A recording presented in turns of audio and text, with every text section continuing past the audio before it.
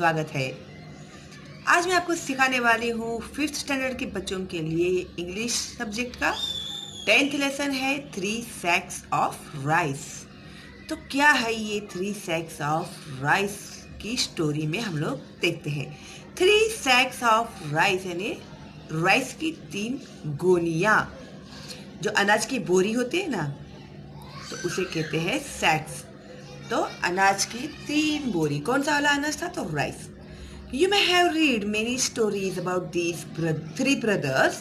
Usually 2 of them, the elder ones, are strong, clever, but unkind. They laugh at the youngest one because he is too simple and soft-hearted. अभी normally जब कभी भी हम लोगों ने 3 भाइयों की स्टोरी सुनी है, कहानियाँ सुनी है, तो हम लोगों ने क्या सुना है ज़्यादातर कि 2 जो बड़े भाई होते हैं वो लोग बहुत ही स्ट्रांग होते हैं, क्लेवर होते हैं, पर उनके मन में बिल्कुल भी दया नहीं होती। और वो लोग दोनों, जो उनका सबसे छोटा भाई है, उसके ऊपर हंसते रहते हैं क्योंकि वो बहुत ही सीधा साधा होता है और बहुत ही दयालु होता है, सॉफ्ट हार्टेड यानी नरम दिल वाला। ठीक है। तो our story also has 3 brothers who lived in a small town, but they were all 3 of them honest, kind and hard working. आज भी हम लोग 3 भाइयों की ही कहानी पढ़ने वाले हैं, जो रहते हैं एक स्मॉल टाउन में, छोटे से शहर में रहते हैं।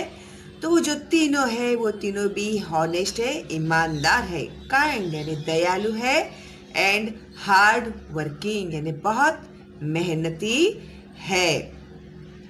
The elder one ran a shop, जो सबसे बड़ा, एल्डर यानी बड़ा, जो सबसे बड़ा भाई है उसका एक दुकान है। The middle one was a priest, जो मिडल भाई है, बीच वाला भाई है, वो पुजारी है, प्रीस्ट है।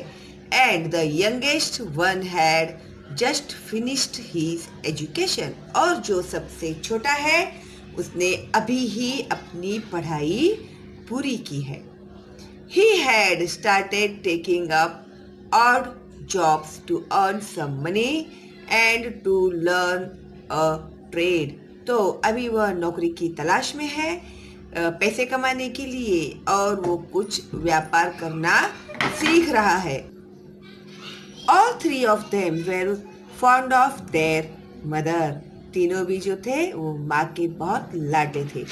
She had worked hard to bring up the 3 of them after the sudden death of their father. उसने इन तीनों को पाल पोस कर बड़ा करने के लिए बहुत मेहनत की थी, उनके जब पिता की अचानक से मौत हो गई थी। One day, their father's friend visited the mother. एक दिन क्या हुआ, उनके जो फादर के एक फ्रेंड थे, दोस्त थे, वह उनकी माँ से आकर मिले। He said, "Sister, you know that I have a very prosperous business." तो उन्होंने उनको कहा कि सिस्टर यानी बहन, दीदी वगैरह ऐसे बोलते हैं ना वैसे, तो आपको तो पता ही है कि मेरा एक बहुत ही अच्छा बिजनेस है।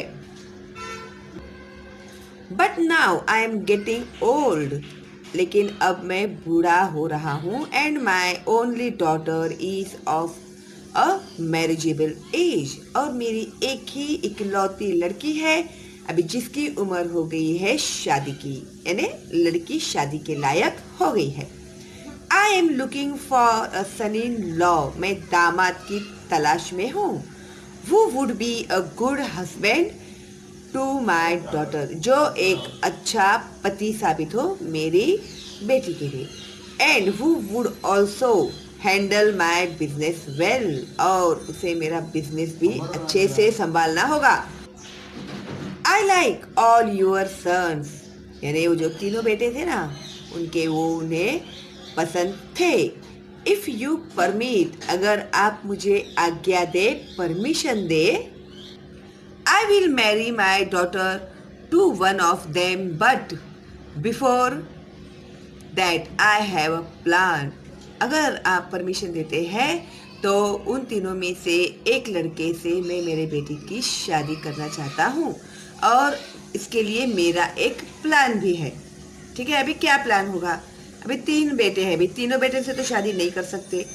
3 में से जो लायक होगा उनकी बेटी की शादी के, तो उससे ही वो उनकी शादी करेंगे। तो उन्होंने उसके लिए एक प्लान बनाया हुआ है। He discussed the plan with her and she agreed quite readily. उन्होंने उनका जो प्लान था वो उनकी मम्मी को बताया और वो भी मान गई उनके प्लान के लिए। The next day, the friend went to each of the 3 brothers one by one. और अगले ही दिन वो जो दोस्त था वो तीनों भाइयों के पास गया, यानी एक एक ऐसा करके तीनों के पास गया। He gave them each a sack of rice and said, "My dear boy, I am going away for a few months." अभी उन्होंने क्या किया?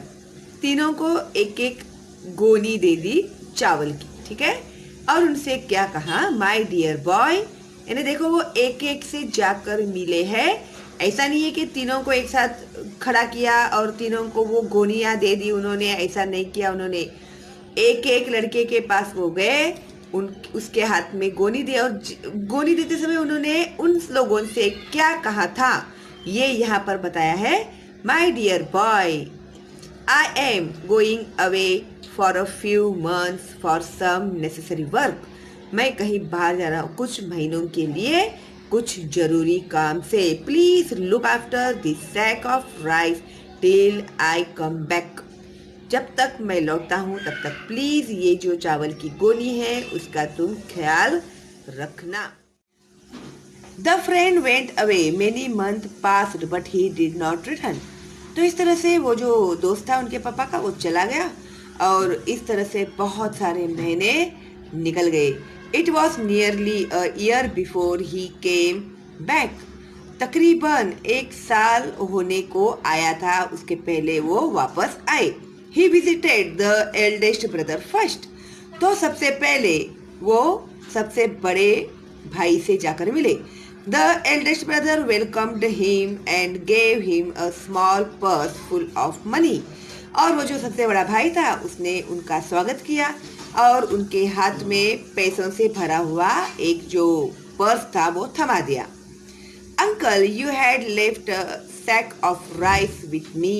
आप मेरे पास जो चावल की गोनी थी वो छोड़कर गए थे। After a few months I was worried that it may gate spoiled. कुछ महीने बाद मुझे फिक्र होने लगी कि वो जो चावल है उसके अंदर के वो खराब हो जाएंगे। Therefore I sold the rice to my customers. तो इसके लिए मैंने वो जो चावल था वो मेरे कस्टमर्स को बेच दिया। उसका दुकान था तो दुकान में लोग आते हैं खरीदने के लिए सामान, तो उनको उसने बेच डाला वो चावल। Here's the money I got, please accept it. और ये रहे उसके पैसे, प्लीज आप इसका स्वीकार कीजिए, एक्सेप्ट कीजिए यानी स्वीकार कीजिए। Thank you my boy, you are such an honest person. उन्होंने उनका शुक्रिया अदा किया कि तुम सच्ची में बहुत ही ईमानदार व्यक्ति हो। ठीक है, अभी ये हो गया बड़े भाई का। Then the friend went to see the middle brother. अभी वो जो दोस्त था वो जो बीच वाला भाई था उनके पास गए। Who was a priest, जो महाराज थे, पंडित थे। The priest greeted him with joy and affection. उन्होंने भी उनको बहुत खुशी से और बहुत प्यार से greet किया। He said, "Uncle, remember you had left a sack of rice with me and here you go." आपको याद है कि आप मेरे पास तकरीबन 1 साल हो गया चावल की गोली देकर गए थे। I had kept it for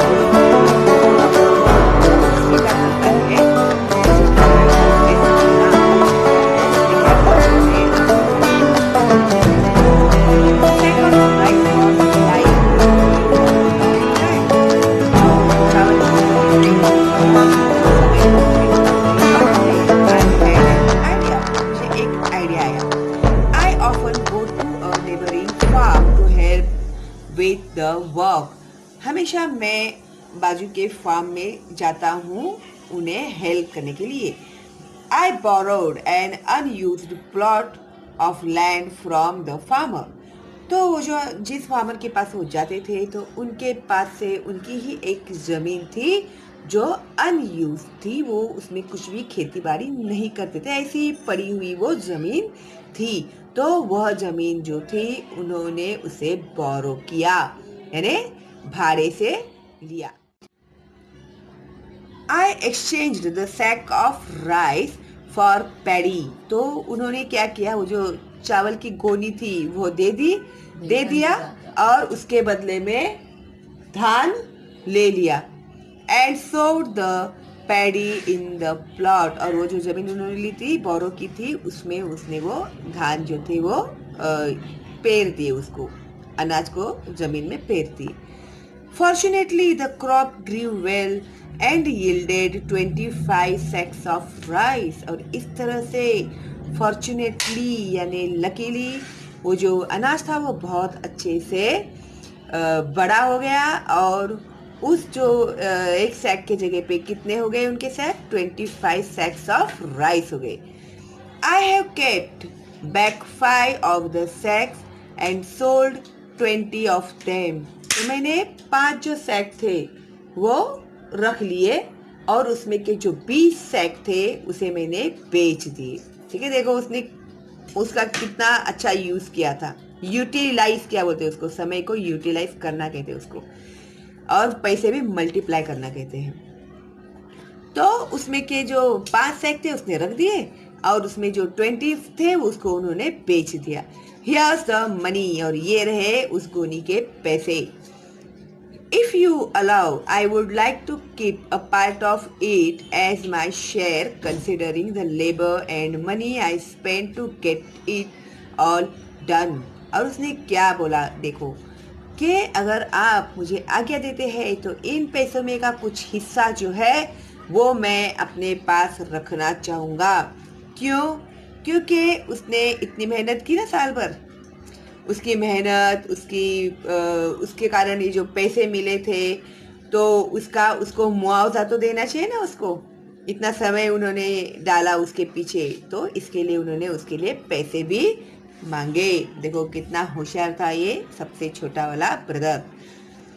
A wide smile spread on the friend's face. He had found his future son-in-law. और इस तरह से उनके जो फ्रेंड्स थे उनके फेस पर बहुत अच्छी सी मुस्कुराहट आई, क्योंकि उन्हें उनका जो सन इन लॉ था वो मिल गया था। ठीक है, तो इस तरह है ये कहानी। आप लोग को अच्छी लगी? गुड। तो इस तरह ये 3 sacks ऑफ राइस जो लेसन है मैंने आप लोग को एक्सप्लेन किया है।